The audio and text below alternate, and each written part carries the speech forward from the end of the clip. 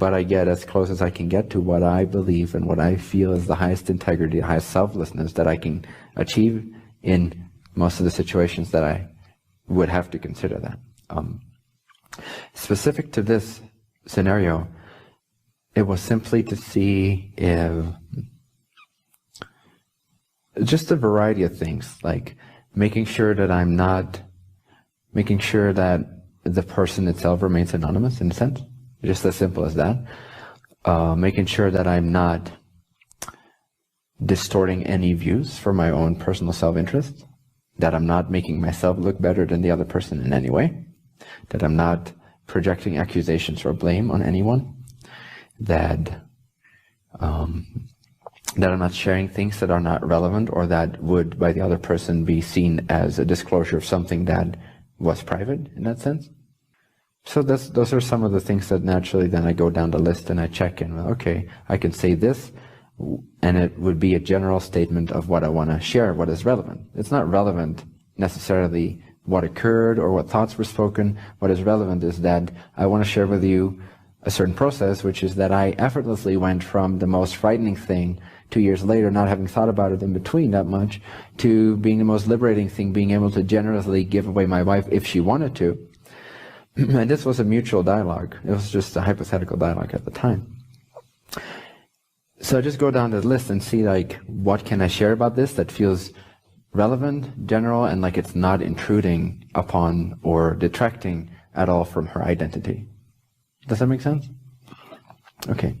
So this was quite simple, but there is very complex, paradoxical, integrity requiring scenarios that are way more complex, that are harder to explain as well. But this was quite simple. It was just going down the list, making sure that I did not say anything that I would regret out of feeling like I did a dishonor to anyone involved. We live in a society that seems to expect when a question is asked, an answer will come back immediately. And I'd like to hear more about how you created a space for yourself to be comfortable saying, just a minute, I'm not ready to answer that yet. Oh, that was easy. Because I don't care about you guys. Okay. I don't care what you think. That's what I mean by that.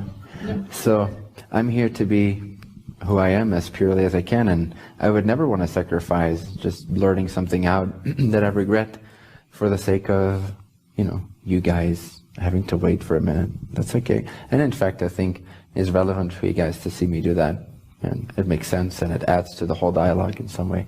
So it's just I'm generally speaking really, really comfortable not diluting what feels true for the sake of an external world. Why? Because I've trained myself to the point where I don't really experience an external world anymore.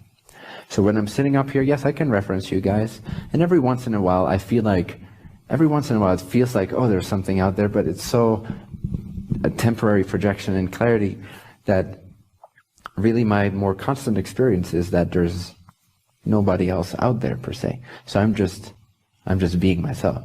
So I'm not worried about someone else, because you guys are all projections of myself. All I need to do is to be true. And if you wish to experience and define that through the sense of impatience, for example, like you could have done if I did this, I doubt any of you did. I don't feel that. But let's say that it was really annoying to you that I took a minute before I answered your question.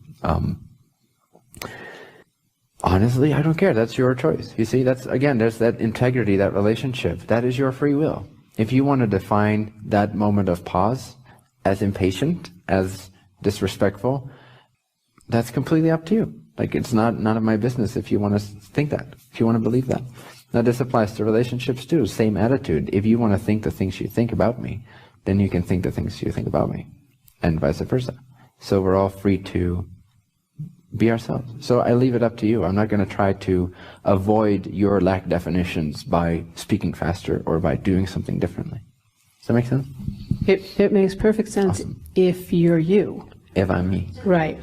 I think what I was looking for, and not to say that wasn't a perfectly wonderful answer, but everybody is at a different place in their learning and their accessing. And so for those of us who are coming newer to this, Can you talk a little bit about what the process was like for you to learn to figure out how to make that happen for yourself? Awesome. Along the reason is this weird scenario, approximately, not weird scenario, but maybe 10 years ago, I was at this yoga retreat, doing yoga meditation teacher course. I was at this yoga retreat, and I was talking with this guy that had some insecurities regarding women and other people looking at him and that kind of stuff. And I remembered I was a wise ass even at that age. And we had this dialogue, and I was teaching him something from my past experience, which is that I noticed that when I was, I remembered this other experience where I was dancing, where I was whirling around or something like that in a group of people. And I very distinctly noticed, I was playing this game with my consciousness, I noticed I can either reference other people and contract, or it was simply mechanics, it was attention mechanics, it had nothing to do with these people. They're not actually there. I noticed that if I don't reference other people, they don't exist. I cannot judge myself. So I noticed that for most people, it's like, well, they actually do exist, so if I don't focus on them, then they're still judging me and I'm not controlling what I'm doing because I'm not thinking about what they're thinking. But no, for me it was, they actually don't exist to me, so I don't care. And then I reference other people, and then I care. And then I don't reference other people, and they don't exist, so I actually am giving myself attention, mechanics-wise, the space to be absolutely free, with no reference to other people. And after that, he started dancing like crazy, so that was cool. So that's basically the mechanism to realize that in order to maintain your own purity and in any situation, you need to realize that if you reference someone else's thoughts, if you reference someone else looking at you, you're forgetting that you are the observer of your reality, not other people. You are the observer of your reality. Your consciousness does not, in that sense, look at you from other eyes. You're looking at your own experience. So when you connect to that, you see that really there is no sense of other people judging you because it's irrelevant. And besides, it's none of your business what they think. Does that make sense? Or is that still too extreme, perhaps, or too radical? No, it makes sense, and it's helpful to think of it. You know, it's not like you can wake up one morning and say, okay, I get all this. Right. You know, none of you exist. Everything is... No, it's definitely it's going to be a process. Getting used to a different type of consciousness. Yeah, I would say so. Yes, and one more thing I would add to that is that what's crucial to establish this connection with yourself to such an extent where it supersedes, it's more important than anything else, is to really desire that, to really see the relevance of that. The human nature is wired in such a way that it will always choose the path that it perceives to be the most beneficial, always. So if you're walking down a path that you instinctually know is not good for you, you must have a few beliefs, or even just one belief, that perceives a lot of value in walking the path that you know is not actually good for you.